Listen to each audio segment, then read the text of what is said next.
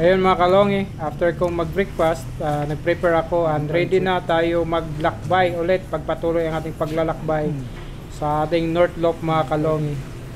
Yan, samahan nyo ako mga kalongi. Time check, 7:08. So punta na tayo ng Tugigaraw. Muna. Bago tayo umalis mga kalongi, siyempre dasal muna ako para sa ating kaligtasan sa paglalakbay nitong aking North Loop mga kalongi. So ayan, hininahanda ko na yung mapa ko mga kalongi. So target ko muna is Tugigaraw. After kung makarating sa Tugigaraw mga kalongi, doon ko naman isa-set yung mapa ko going to Apare. Tara, samahan niyo ako mga kalongi. So ayan, palabas na ako dito sa city road ng Santiago mga kalongi. So yan, magpapagas muna ako dahil nga kalahati na lang yung gas ko. Baka hindi tayo habuti na Apare, wala tayong madaanan na gas station. So yan, gas muna mga kalongi. So ito yung tulay sa Santiago Isabela mga kalongi. Mga pula ang tulay dito na pag may mga ganitong tulay. Pula yung kulay. O diba? So tawid na ako dito mga kalongi. Let's go!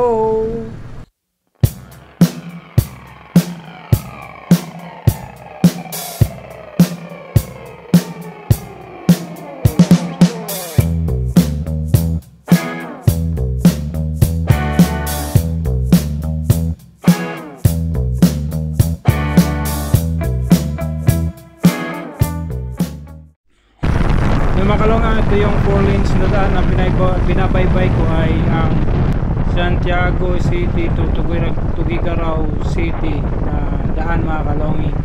So ayan, nadaan na ako parang makulimlim dun sa pupuntahan ko mga kalongi.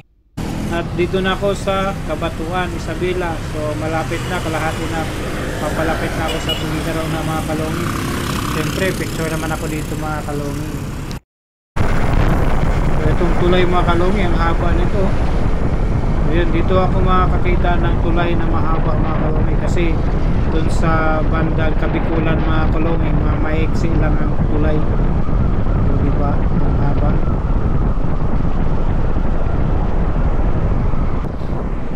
So ayan ay Aurora. So Aurora Isabela mga kalongi. Ayan, dito na ako sa Aurora Isabela mga kalongi. At dahil dyan, hinto muna tayo dahil kukuha tayo ng litrato. Ayan, pasok na ako na Aurora na mga kalongi. Tara!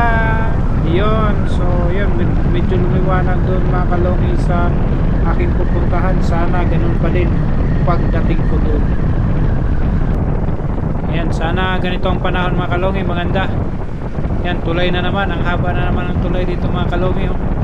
So yun, kung kayo mamamasyal dito, madami kayong tulay na madadaanan kung kayo mag-North Loop mga kalongi.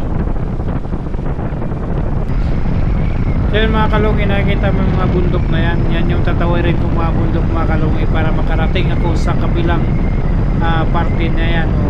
Sa kabilang parte na yan, mga karagatan ng mga kalongi. So yun, ang ganda dito mga kalongi. So yung mga palayan nila lapad na mga kalongi, at saka ang kalsada mga kalongi ang lapad.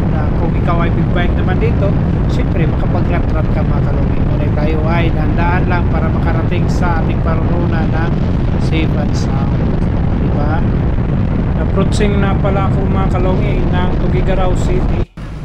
So ayun, nandito na nga ako sa Tugigaraw City mga kalongi. So ayan, kita nyo naman, welcome to Tugigaraw City. Pero hindi na ako mapasok dun sa pinaka-city mga kalongi. Kakanan ako dyan base sa binibigay ng Google Maps sa akin mga kalongi. So yan, nasit ko lang. Tara mga kalongi, at para makarating na tayo sa Apare.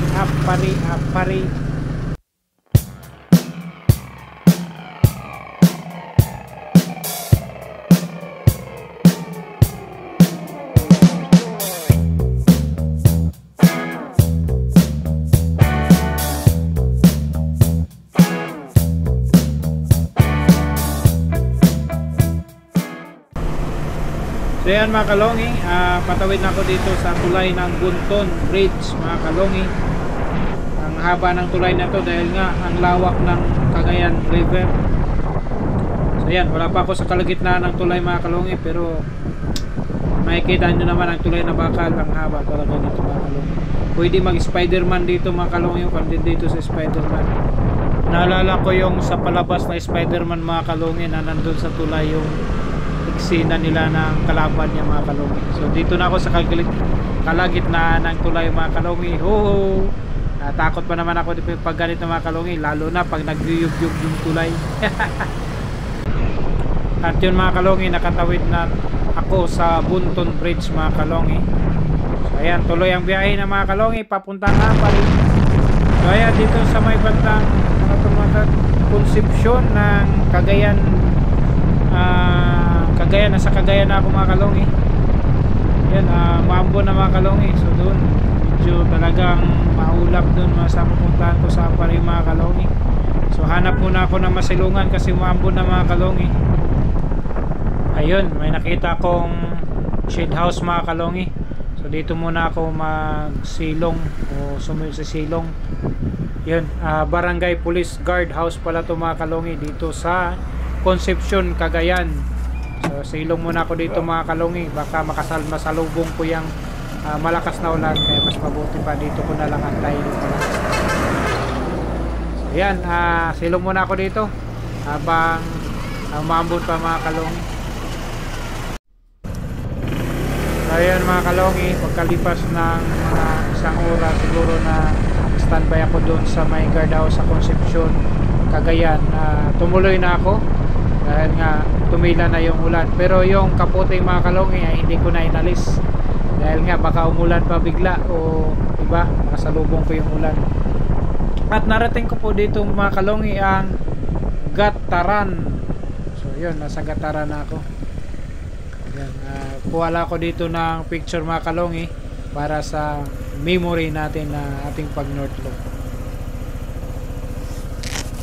Ayan, pagkatapos kong kumuha ng picture doon sa arc ko ng Gataran mga kalongi, tuloy pa rin ang biyahe going to Aparri. So ayan mga kalongi, itong binabaybay ko ngayon na kalsada is papunta ng Aparri, Cagayan mga kalongi. So let's go!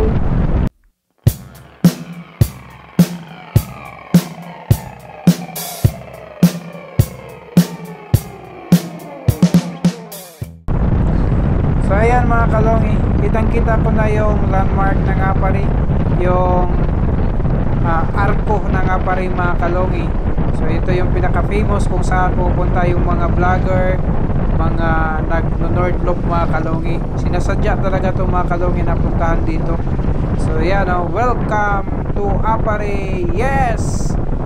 Nasa dulo na ako ng Pilipinas na mga kalongi. So nasa dulo ng Luzon pala ako.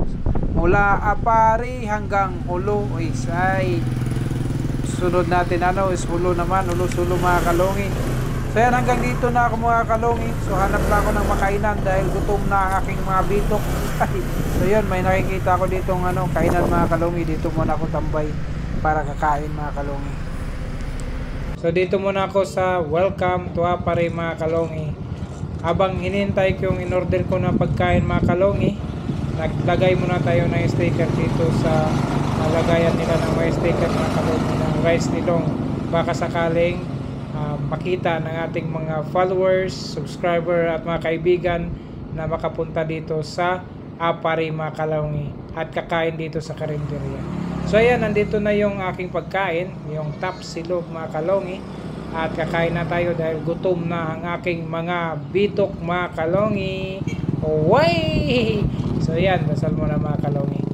So ito pala mga kalongi, ang video ko na to hanggang dito na lang muna sa Aparri dahil nga medyo mahaba pa papuntang Mapagudpod.